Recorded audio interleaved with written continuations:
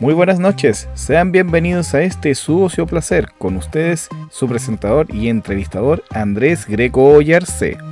El día de hoy vamos a hablar de un tema, que ya le hemos dado un poquito de vueltas, pero viene ya entre la combinación del primero y el segundo episodio. Estamos hablando de inteligencia artificial y ahora en este caso la ingeniería genética. Y es por eso que este episodio se llama ¿La IA y la ingeniería genética son una buena pareja? Y es por eso que ahora vamos a hablar de este tema que se viene muy interesante, porque realmente, ¿por qué viene todo esto? Estuve viendo Guardianes de la Galaxia volumen 3 y ahí hay elementos que combinan quizás ambas cosas. Lo hemos visto en varias ocasiones en el universo cinematográfico de Marvel, por ejemplo Ultron, que viene siendo algo así como la inteligencia artificial que se volvió casi una inteligencia ya orgánica, por decirlo de alguna forma. Y después vemos toda esta combinación de robótica y cuerpos humanoides o orgánicos que se combinan unos con otros y que de alguna forma ayudan a tener mayor resistencia, mejor recuperación, etcétera.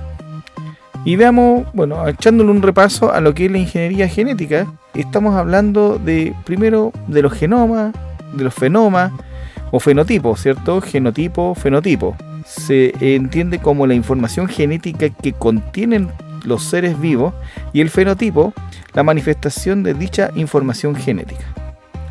Sin embargo, una parte del fenotipo también refleja la influencia del ambiente o el contexto donde se desenvuelven los individuos.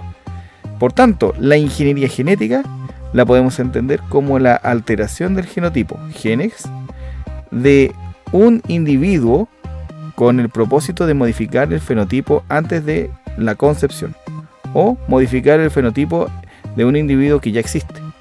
De eso se trata más o menos la ingeniería genética. Les invito a ver esto no es mío, esta parte, este párrafo lo saqué de una página muy interesante que se llama elcomentario.ucol.mx. Por si lo quieren revisar, está muy interesante, habla de lo que sería ingeniería genética, inteligencia artificial como una pareja ideal. Más o menos de aquí también yo me basé en lo que estoy conversando el día de hoy, ya para que lo visiten, ¿eh?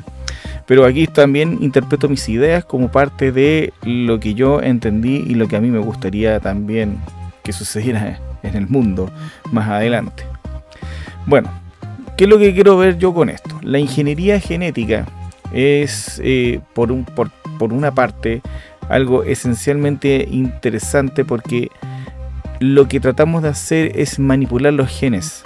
Manipular genes para que el ser humano de alguna forma tenga una mejora en su resistencia, en la capacidad cognitiva, en los procesos que queremos mejorar más adelante con una evolución anticipada, por decirlo de alguna forma. Si bien es cierto el tema del darwinismo, que conlleva a que el ser humano de alguna forma trata de ir evolucionando con el sencillo hecho de que el ambiente influye sobre el desarrollo de las partes, piezas o lo que queramos decir de nuestro cuerpo, y que después de esto se desarrolló en el pasar de las eras hasta que podemos entender que hay un ser humano evolucionado. Eso pasó, por ejemplo, con el Australopithecus robustus, ¿cierto? Que luego pasó a ser el Homo sapiens y luego el hombre moderno. Eso es la teoría de la evolución. Y la teoría de lo que sería lo que es ingeniería genética es lo que acabo de hablar. Y lo que aparece en esta página que les recomendé recién. Y habla sencillamente de lo que queremos hacer con la ingeniería genética. La ingeniería genética en sí está pensada en la mejora del ser humano en muchos ámbitos. Y eso también podría incluir el cruce de algunos genomas o genotipos. ¿Y a qué me refiero con eso? Si nos vamos a la ciencia ficción, existen varios tipos de cosas. Vámonos a los dibujos animados, ¿cierto? En la animación japonesa se habla mucho de combinación de entes o seres donde se combinan ambos, ¿cómo decirlo?, ¿cierto? ambos genomas y se convierte esto en una quimera. Para que todos entiendan, las quimeras son mitad seres humanos y mitad animales. Eso es una quimera. La transmutación, por decirlo de alguna forma, en el caso de lo que vendría siendo en un anime llamado Full Metal Alchemist, donde sí ocurrieron las posibilidades de unir un ser humano con animales. Esto a través de una ciencia oculta o el ocultismo llamado alquimia. Pero en este caso estamos hablando de vidas reales, ¿cierto? Estamos hablando ahora desde el punto de vista de la ciencia, de lo que es real, de lo que nosotros queremos ver en el futuro, o lo que podría ser, ¿cierto? Pero para que llegase a ser eso alguna realidad, ¿cierto? Algo que realmente exista en el proceso de la prueba y error que se hace a través de esta ingeniería genética, combinando genomas y células y, por supuesto, partes de cromosomas de uno y otro, es donde nace el tema de la moral, ¿cierto? De la moral y de lo que sería algo bien visto a nivel del punto de vista de Dios. Entonces aquí la gente, estos científicos están jugando a ser dioses con esto. Y me refiero a jugar porque obviamente en el motivo de hacer prueba y error con el ser humano o con seres vivos, conlleva a que alguien se está metiendo en un terreno que solamente lo divino se ha metido. No es necesario pensar de que realmente existen seres que sean combinados unos con otros. No existe, de hecho no hay forma de que, por ejemplo, teniendo relaciones sexuales, ¿cierto?, entre seres humanos y animales, exista algo que pudiese llegar a pasar, así como lo que ocurre, por ejemplo, entre un caballo y una burra, ¿cierto?, una mula, que después sale un animal que al final simplemente no tiene descendencia. Y lo mismo pasaría quizás con algo como esto, o sea, no existe tal cosa. En muchas animaciones se sueña o se piensa de que existen estos hombres bestias que son demi-humanos, ¿cierto? Donde hay animales y seres humanos juntos, así combinados en un ser. Y aparecen suertes de minotauros o también hombres gatos, hombres perros, hombres de, no sé, cualquier otra cosa. Seres míticos, seres que son solamente de alguna forma considerados desde el punto de vista de la imaginación del ser humano. ¿Y en qué papel juega esto la IA, ¿cierto? ¿De qué forma puede tomar protagonismo algo como esto? Y aquí estamos hablando de que la IA es un conjunto de datos que de alguna forma lo que hace el Machine Learning es aprender de forma sistemática y por experiencia del prueba y error cosas, ¿cierto? Y así llegar a pensar casi como el ser humano. Pero ¿qué papel podría tomar la ingeniería genética en conjunto con la inteligencia artificial para hacer este tipo de cosas? Bueno, y aquí me viene el primer pensamiento. Recuerden que en uno de los episodios hablaba de que la longevidad y las mejoras, etcétera, ¿cierto? Y apareció un biochip que hacía pulsos eléctricos para que se acelerara el proceso de sanación de una herida. Pues bien, eso también se puede manejar a través de la ingeniería genética, ¿cierto?, en combinación con la inteligencia artificial. Un biochip puede ser programado a través de la IA. Y también podríamos pensar que así como cualquier código de computador, la célula o el ARN, los núcleos, etcétera, tienen un conjunto de instrucciones los cuales se pueden manejar a nivel de un lenguaje. Y este lenguaje puede ser manipulado a través de IA. Y también, por supuesto, podríamos pensar que algunas células cerebrales podrían ser también manipuladas a través de IA. pero ¿cómo?, me dicen algunos. ¿De qué forma tú metes algo de eso dentro de una cabeza, de un cerebro? Y aquí viene la famosa y grande ciencia ficción, donde combinas retazos de tu cerebro con máquinas o nanomáquinas, o con algún tipo de artefacto que se combine con tu piel y después lo asimila, y con esta nanotecnología se va combinando una con otra. Me recuerda a un cómic que yo leí hace algún tiempo que se llama La Casa del Metabarón. Ahí el maestro Jodorowsky, ¿cierto? Un gran, digamos, autor chileno de todo este tipo de cosas, cineasta, y también, por supuesto, hace otras cosas más. Pero él también escribe cómics, ¿cierto? Él escribe historias.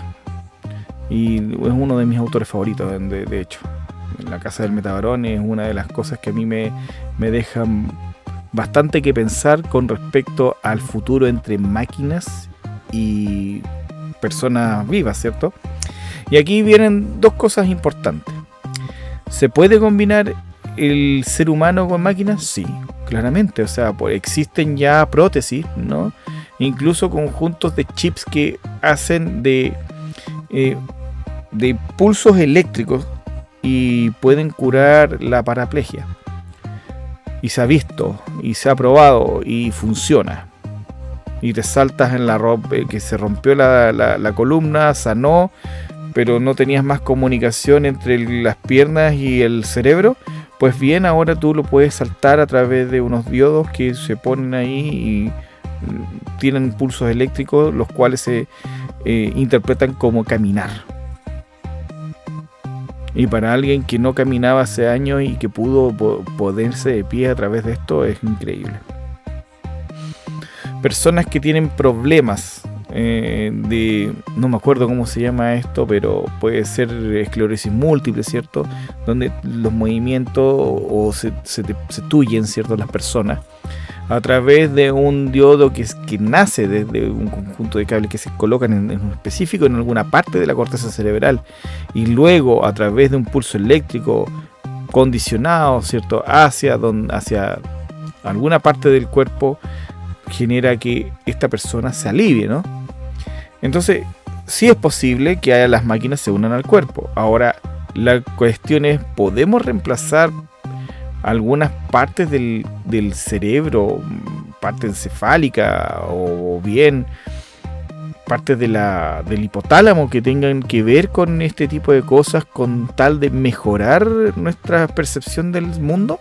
O bien, ya hemos visto que se está trabajando en ojos artificiales que le devuelven la vista al usuario, y al parecer ya están funcionando. Entonces existe eso porque ya se conoce cómo funcionan las partes del cuerpo. Mucha prueba y mucho error es lo que hace que estas cosas vayan funcionando, y gente que sí está dispuesta a prestarse para esto. Y es por eso que ahí empieza a jugar el papel de la IA. Porque recordemos que la IA puede ser un aliado bastante interesante al momento de ponernos en esta situación de poner algún implante que necesite alguna asistencia adicional con respecto a lo que es mi cerebro. Cómo interpretar las señales, cómo aprender de nuestros movimientos, porque no todo es igual en todos los seres humanos. Entonces tiene que haber un nivel de interpretar las cosas, ¿no?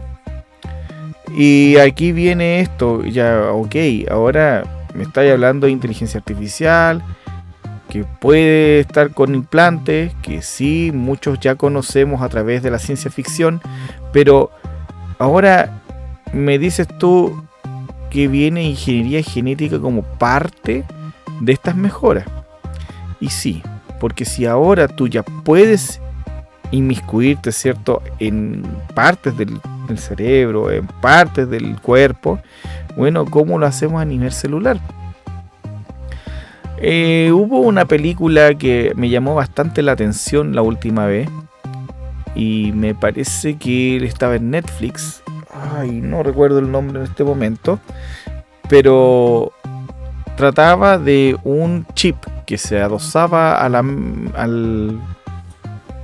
médula espinal o a la espina, ¿cierto?, de la persona que estaba ya parapléjica o tetrapléjica. Perdónenme ahí que tuve que pronunciarlo bien, ¿cierto? Y lo que hacía esto era STEM, se llamaba, en la inteligencia artificial, y lo que hacía era estar ahí en conjunto o en convivencia con el usuario. El usuario, todo esto, claro, accedió para poder volver a caminar y también para buscar a esas personas que asesinaron a su esposa. Esa es una parte de la historia que ustedes tienen que revisarla, pero ahí ya había un tema interesante, porque estaba más adelante, mostraban cómo las nanomáquinas eran parte del ecosistema del cuerpo humano. Y me dicen ustedes, pero eso ya, ok, hay mejoras que tienen que ver solamente con máquinas y no tienen nada que ver en ingeniería genética. Errado, señores, porque para que eso tenga alguna consistencia es que tiene que haber algún grado de aceptación de las máquinas con respecto a la genética del ser humano. Y la genética del ser humano tiene que tener un conjunto de instrucciones que le diga a los macrófagos que no se coman lo que tiene ahí. Para los que no sepan lo que es un macrófago, el macrófago es una célula, en este caso glóbulos blancos, que son parte del proceso de limpieza, son como el camión de la basura de nuestro cuerpo, que ayuda a comerse todo la mugre que queda ahí andando en el intertanto dentro de la piel o dentro del cuerpo. ¿Ya? Una vez que hubo una gran lucha entre otros glóbulos blancos, como los linfocitos, los leucocitos, que son también parte de nuestro sistema inmune. Entonces, ustedes dicen, entonces tiene que haber una manipulación con respecto a eso para que pueda ser aceptado. Yo digo que sí. Tiene que haber una manipulación de nuestro genoma o de nuestros fenomas, que aprendan, o en fenotipo en este caso, que aprendan del entorno y eso lo acepten como parte de en este caso, una modificación. Porque la ingeniería genética es modificación. ¿A través de qué? De modificaciones forzadas, ¿cierto? O del ambiente forzado para que éste tenga una evolución rápida. Entonces, para poder hacer una edición genética que consiste en modificar el ADN de una célula o de un organismo, se hace para cambiar características especiales. Es una técnica o una especie corta de cortar o de cortar-pegar, por decirlo así, entre uno y otro, para decir, ok, aquí voy a poner una instrucción distinta para que esta célula se comporte de otra forma. Esto es ingeniería genética, ¿no? Es ingeniería genética, la modificación del ADN para que cumpla distintas funciones, o modifique o haga algo mejor que otras cosas. ¿Con qué contexto hacemos esto, no? Lo hacemos con el contexto de poder mejorar y poder estar de alguna forma más preparados para lo que sería el proceso de, no sé, poder combatir una enfermedad degenerativa como el Alzheimer o el Parkinson. Nadie quiere entrar a eso, ¿cierto? Son enfermedades tabú que en este momento, al día de hoy, nadie tiene cura para ello. Curas contra el SIDA, por ejemplo. Curas contra el cáncer. ¿Qué cosa nos hace estar vulnerables a ello? Y por supuesto, la más grande de todas, y la que hablé al último, ¿cierto? El proceso de envejecimiento, donde el cuerpo empieza a ponerle fecha de caducidad a nuestras células y que éstas dejen de renovarse y por lo tanto a envejecer y por supuesto a morir. Porque eso es lo que sucede ya con el proceso de envejecimiento de las células. Lo que pasa, por supuesto, con nuestras células cerebrales. Empiezan a decaer, a morir. Unas y otras empiezan a tomar la función de la que sigue. Y por supuesto el proceso se vuelve más lento. Y hay muchas otras formas de poder evitar ese tipo de cosas, como por ejemplo mantenerse siempre activo, descansar bien, dormir bien.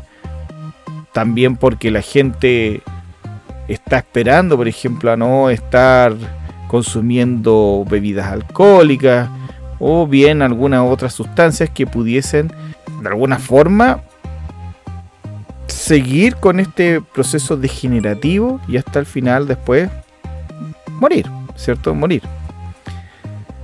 Y es por eso que buscamos por todas las formas posibles perdurar en el tiempo. Porque lo que tú buscas con ingeniería genética es el código para la inmortalidad. Y con la IA ayudarte a buscar un proceso más limpio, a tener mejoras. Si eso significa también poner un implante, lo vas a hacer. La gente hoy en día busca por todos lados. Las grandes industrias están buscando algo que les dé esa respuesta. Y si la respuesta está en la ingeniería genética, y si la respuesta está combinando la ingeniería genética con la IA, por supuesto que lo van a hacer. Al día de hoy se hace, se está haciendo. Ustedes no lo saben, pero es así.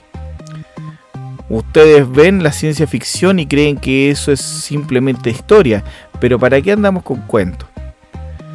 La mayoría de los adelantos tecnológicos que tenemos hoy en día fueron una idea que nacieron en la ciencia ficción.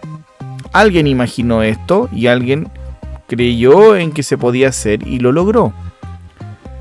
Es cosa de ver lo que hablábamos hace algunos tiempos con un amigo dentro del canal, ¿cierto? De la burbuja de movimiento cuántico, ¿cierto? Donde hacíamos un salto entre un punto A y un punto B y lográbamos velocidades como la del Warp.